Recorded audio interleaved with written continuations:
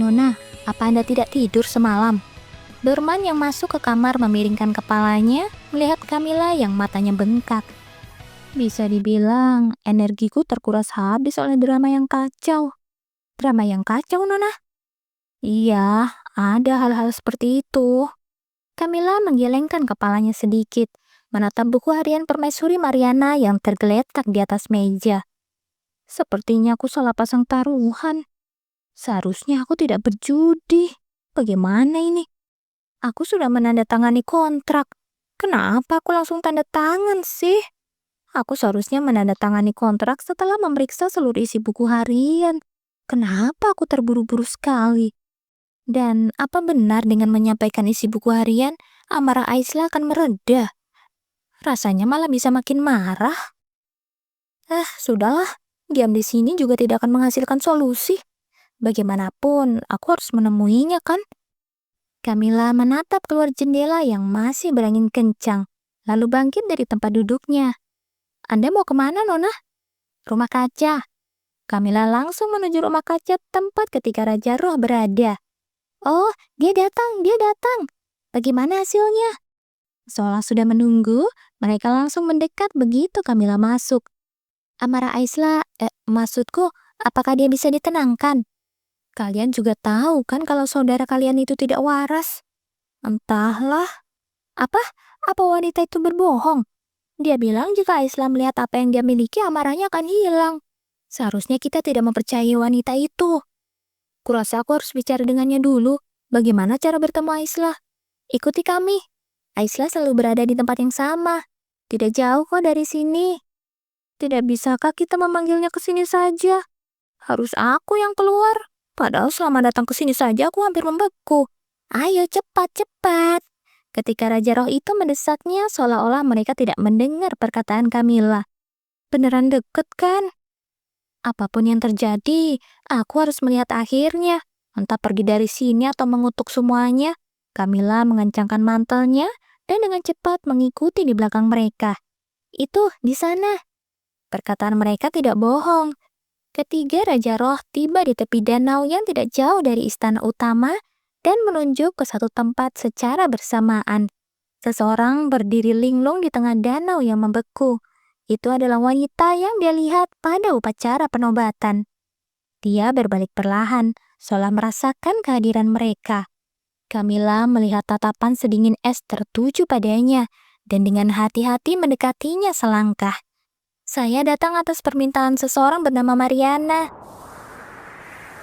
Meskipun dia sudah menduganya, ekspresinya yang tadinya acuh tak acuh berubah begitu nama Mariana disebutkan. Badai salju juga semakin ganas. Dia bilang bukan dia yang membunuhnya. Camilla buru-buru melanjutkan perkataannya, tetapi kemarahannya hanya semakin membesar. Camilla, di saat dia benar-benar merasa akan membeku, Zeno berdiri di depannya dan memanggil namanya dengan panik.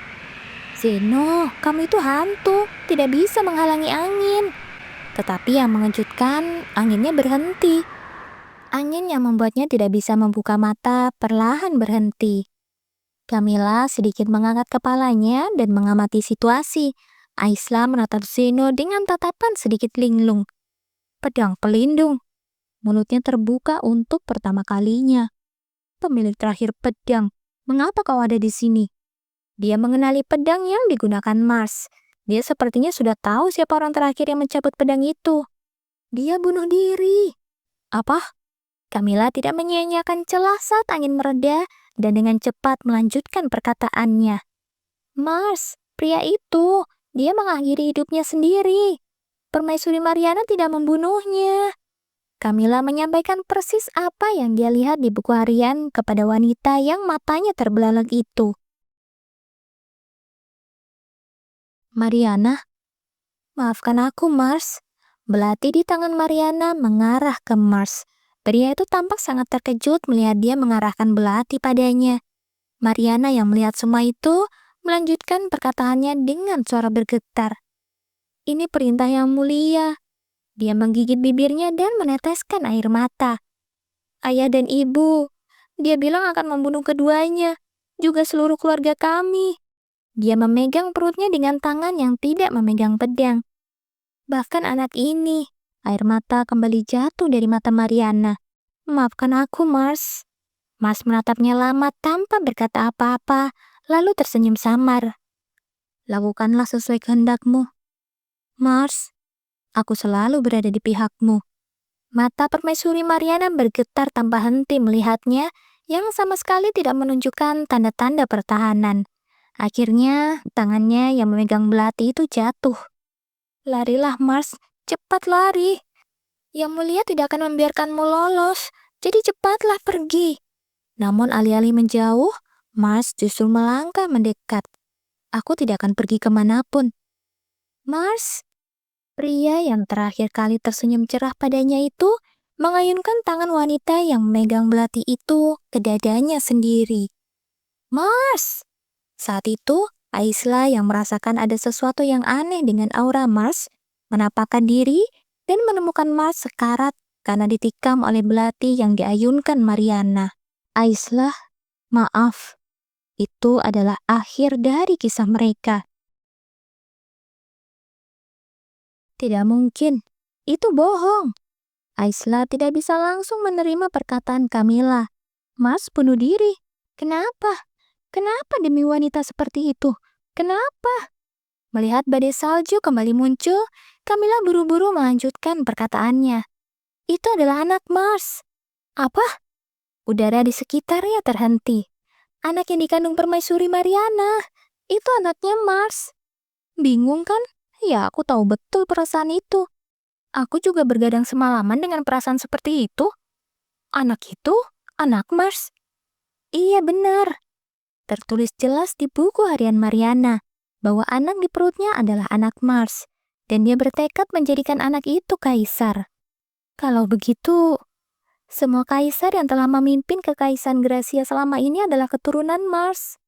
Sesuai keinginan permaisuri Mariana, anak itu menjadi kaisar berikutnya, dan darah itu terus berlanjut hingga sekarang. Kenapa rasanya yang paling kasihan di sini justru kaisarnya ya? Mungkin bagi mereka itu adalah cinta yang sampai rela mengorbankan nyawa. Tetapi bukankah itu hanya perselingkuhan? Kaisar pikir dia mewariskan tahta kepada anaknya sendiri, tapi ternyata itu anak orang lain. Jangan-jangan kaisar itu juga marah setengah mati sampai tidak bisa naik ke alam baka dan masih gentayangan. Aku tahu semuanya. Konyol ya. Selama ini aku menahan dendam begitu lama, sampai aku sendiri bertanya-tanya. Selama ini aku sebenarnya ngapain aja? Camilla terus mengangguk ke arah Aisla yang masih melongo tidak percaya. Mars? Iya, anak itu. Iya benar. Setelah mengkonfirmasi hal itu beberapa kali, Aisla kembali terdiam. Camilla ikut mengatupkan bibirnya rapat-rapat. Dia tahu Aisla butuh waktu untuk mencerna semuanya. Ekspresi Aisla yang tadinya berubah-ubah, perlahan menjadi tenang. Entah kenapa, rasanya seperti Camilla baru saja menang taruhan yang besar.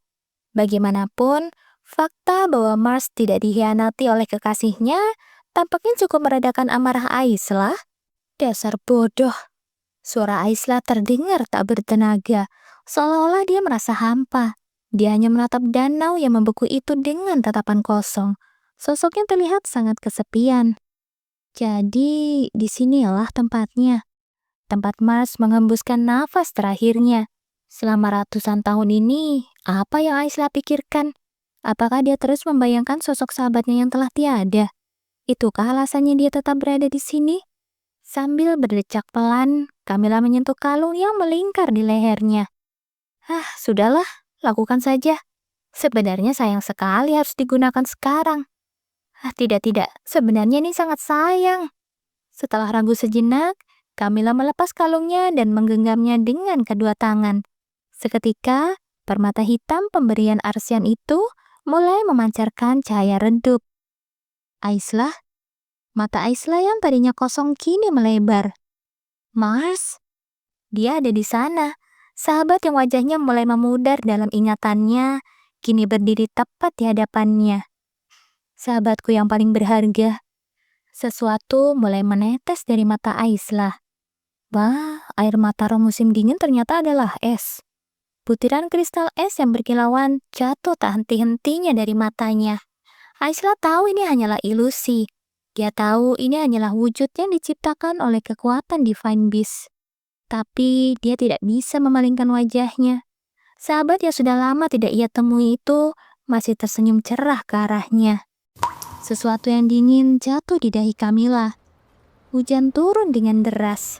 Tetesan air yang awalnya satu persatu tiba-tiba berubah menjadi deras dan membasahi tanah di sekitarnya. Hujan? Setelah 500 tahun, akhirnya hujan turun di Kekaisaran Gracia. Seluruh Kekaisaran Gracia gempar karena hujan yang turun berhari-hari. Beberapa orang merasa heran dengan perubahan mendadak ini, sementara yang lain merasakan ketakutan. Di tengah semua itu, sungai-sungai yang membeku selama ratusan tahun mulai mencair. Salju dan es yang menutupi daratan perlahan-lahan menghilang. Duk Eskra menatap tajam orang yang duduk di hadapannya. Meski ditatap seperti itu, Camilla hanya tersenyum santai. Mau saya pasok payung dulu? Camilla membentangkan surat kontrak dengan senyum yang lebih lebar. Dia baru saja memenangkan jackpot, jadi wajar saja kalau dia merasa senang. Aku hanya bertanya untuk memastikan. Silahkan. Duk Eskra menunjuk keluar jendela. Itu, apakah ada hubungannya denganmu? Mana mungkin, kekuatan apa yang saya miliki sampai bisa mengubah cuaca? Secara logika, itu memang benar. Namun situasinya terlalu pas. Seolah-olah Camilla sudah menduga hal ini akan terjadi. Dia menawarkan kontrak yang tidak masuk akal itu padanya. Datang ke negara musim dingin untuk menjual perlengkapan musim lain, dan tepat saat itu juga, musim berubah. Apakah benar ini kebetulan? Sang Duk teringat laporan yang dibawa Kon Alton beberapa waktu lalu. Kudengar kau bisa meramal? Camilla Sorpel sangat terkenal karena kemampuannya melihat masa depan dan memprediksi kejadian di sekitarnya.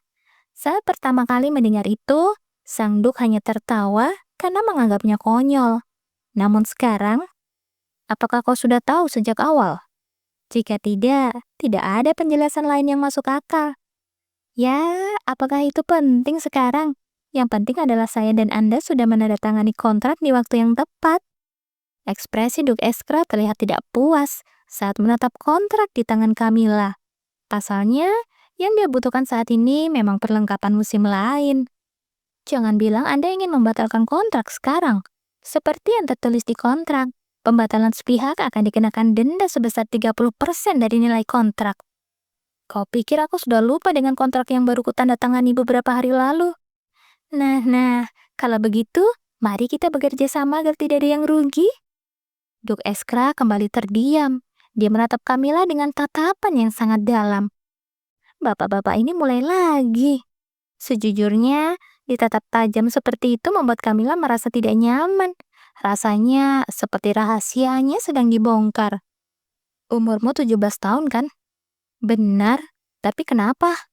Camilla mengerjapkan matanya karena pertanyaan yang tiba-tiba itu.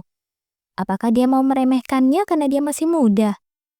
Terakhir kali aku pergi ke Kekaisaran Faber adalah sekitar 17 tahun yang lalu. Oh, begitu. Kenapa dia tiba-tiba curhat soal perjalanannya? Aku mengalami kecelakaan di sana. Kecelakaan? Mendengar pertanyaan Camilla, Sang Duk kembali bungkam. Tak lama kemudian, dia berdecak pelan dan menyuruhnya pergi. Aku akan menyusun daftar barang dan jumlah yang dibutuhkan. Ambillah dari Kon Alton nanti. Baik, saya mengerti. Meskipun sepertinya Sang Duk masih ingin bicara, Camilla segera berdiri. Bagaimanapun, kontraknya tetap sah, dan dia harus segera menghubungi keluarganya. Untuk menyiapkan barang sebanyak itu, mereka harus bergerak cepat mulai sekarang. Setelah pintu tertutup dan Camilla pergi, Duk Eskra menghela nafas panjang. Apakah anak itu adalah 1 tahunku yang hilang? Benar-benar ajaib. Setelah hujan berhenti, Kekaisaran Gracia berubah dengan sangat cepat. Di bawah sinar matahari yang hangat, tanaman yang dikira sudah mati mulai menumbuhkan tunas baru. Putra mahkota Edson tak henti-hentinya kagum melihat rumput liar yang mulai menyembul dari tanah. Musim dingin sudah berakhir. Camilla melirik makhluk yang bertengger di bahunya. Aisla yang telah menarik semua kekuatan musim dinginnya, kini berubah menjadi naga putih kecil yang imut.